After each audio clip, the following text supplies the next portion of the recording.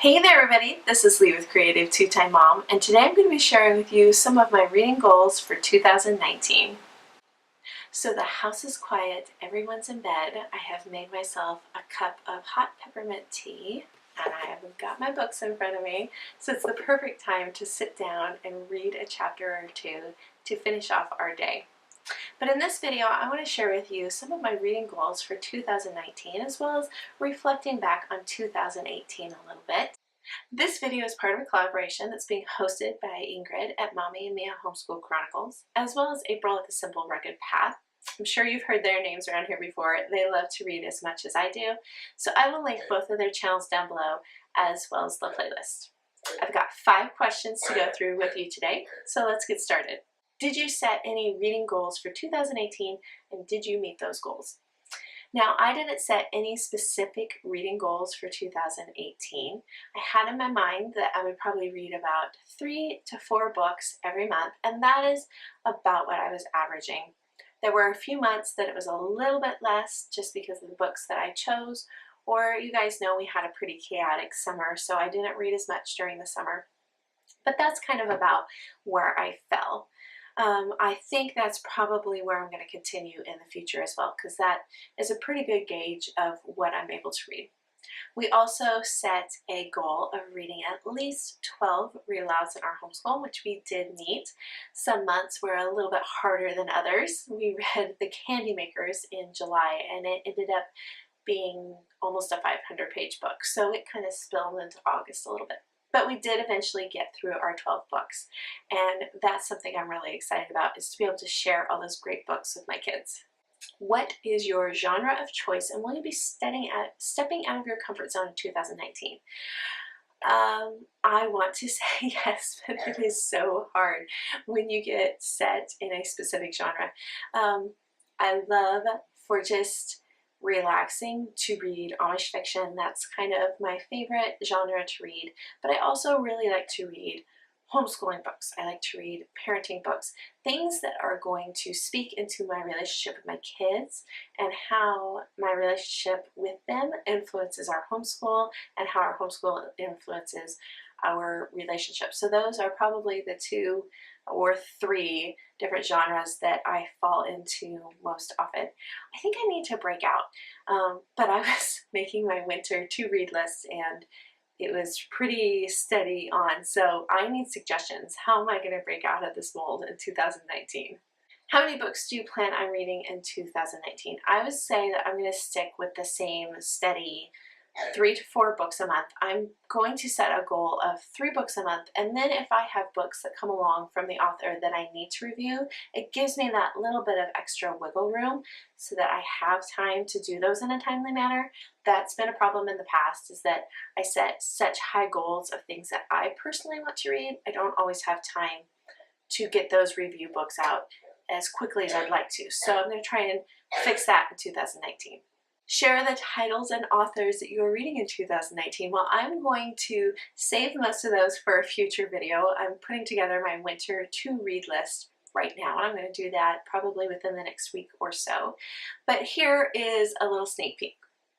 I am probably going to order The Brave Learner by Julie Bogart. That one is on my list. Really excited about that one. I'm excited about the series by Tracy Peterson that's set in Alaska. I'm going to try and read book number 3 for that one. I am excited about the new Sally Clarkson book that is coming out. I'm also excited to read, of course, more Amish fiction. I'm going to be looking for a Cindy Woodsmall book in the next year. Name the top 5 books that you read in 2018 that you would recommend. Now, this was a challenge. I had to go back through my reading list to think about what did I really, really love. And one of these I already mentioned. That was the Amish series that was written by Tracy Peterson. Book number 2 I read in 2018. It's called Out of the Ashes. That can be read as a standalone book, but I felt that it was even better since I read book number 1 in 2017. So if you haven't seen that series before, check that one out. I will link my full review down below.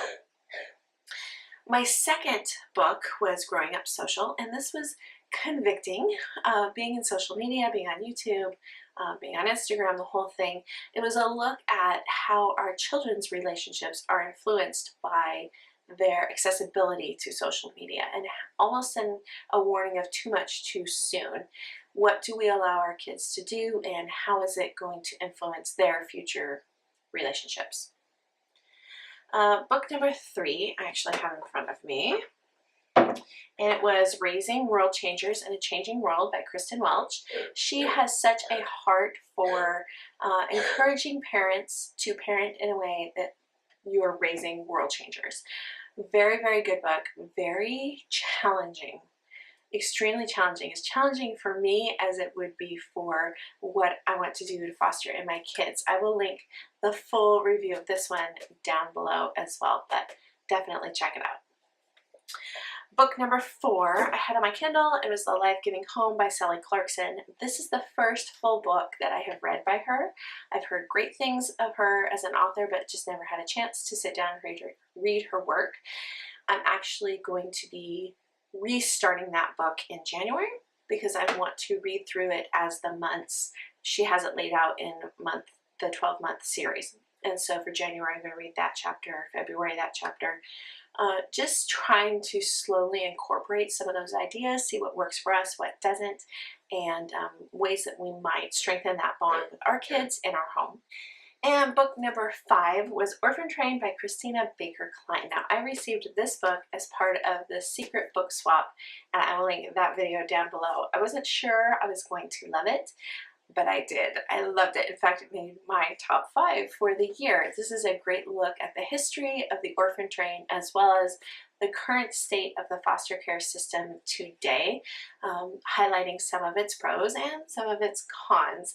And as a foster parent, I felt like it did a good job without being too heavy. It did a good job of highlighting some of the rougher parts of the foster care system today. So that is a look back at 2018 as well as a look forward to 2019. Leave me a comment down below. Let me know what you are loving reading right now and how you're going to break out of your genre in the new year. Maybe give me a few ideas for books that might push me out of my comfort zone. I'd love to hear what you're reading and what you enjoy. I hope you guys enjoyed this one, and we will see you guys next time. Bye, guys.